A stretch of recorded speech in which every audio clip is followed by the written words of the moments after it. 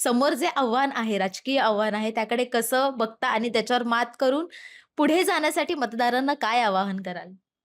मतदारांना हेच सांगेन, की तुम्ही यावेळेस सत्ता बदला आणि नक्कीच या ठिकाणी परिवर्तन होईल. समोर आव्हानं तर आहेत, पण आज आम्ही प्रचाराला जेव्हा जातो, तेव्हा सगळे लोक आतापर्यंत जी सत्ता होती त्याला कंटाळलेले आहेत.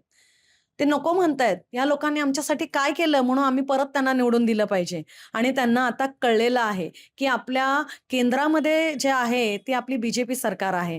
त्यानंतर महाराष्ट्रात सुद्धा आपली बी सरकार आहे आणि धारावीमध्ये जर बी आली, तर आपलं भलं होणारच आहे. हे लोकांना कळून चुकलेलं आहे आणि म्हणून बरेच लोक आपल्या पाठीशी आहेत आणि जरी कितीही मोठं आव्हान आलं, तरी मला पूर्णपणे असं वाटतं, की लोक आपल्यालाच निवडून देतील कारण त्यांनाही परिवर्तनाची गरज आहे.